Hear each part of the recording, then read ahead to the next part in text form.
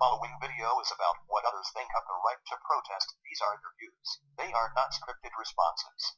What do you think it means? Like, what is, like, the definition? What does it mean to, like, protest something?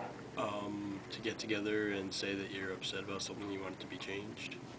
Alright. We have the right to protest means we can protest on things we don't agree with. For, like, let's say President Obama tried to pass that bill for providing birth control and all that for everybody to have, and the Catholic Church was against that, and thus some people, the Catholic Church, protested against that. And then, like, the 99, they're protesting because of the greed in Wall Street. That you can go against something and you can't really get stopped by law. I think that it means we have a right to, like, go against what someone else says, like protesting with your signs. And I have heard of it, and I believe that the definition is the right for assembly, for the right to a group of people to join together and state their opinion in public. Alright. Rights of being an American citizen, and I would side with Thomas Jefferson on the notion that a well-educated electorate is the only way a democracy works and is successful. And if people do not participate in a democracy, then democracies don't work.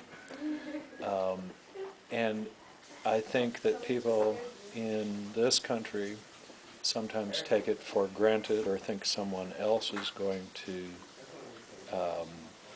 express themselves, and I think the more passive people are, the less is accomplished in a democracy. So I think the whole notion of people participating, people expressing themselves is fundamental to a democracy and its success. Why do you think that this is an important right for the American citizens to have? That's a good question. Actually, I think it's a good idea because, you know, our founding fathers protested against Great Britain.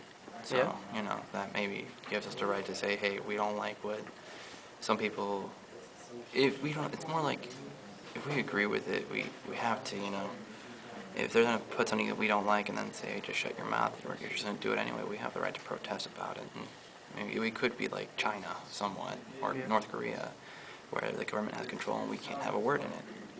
So I think, you know, having this right lets us express our feelings towards something in a more smarter way of saying it. I think it's an important right because as an American citizen, we're more independent and can have a say in what we believe is right and should be done. So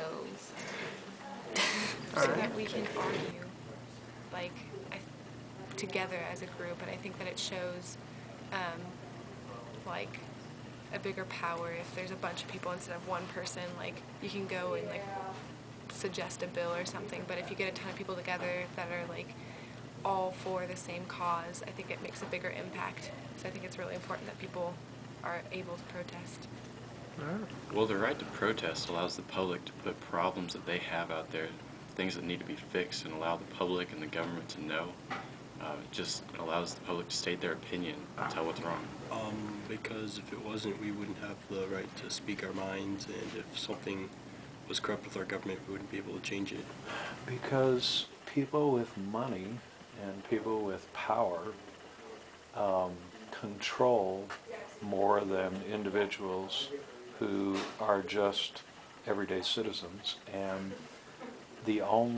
one of the most fundamental ways that you and I can be a part of our democracy is with this right. And without this right, too few people would control too much.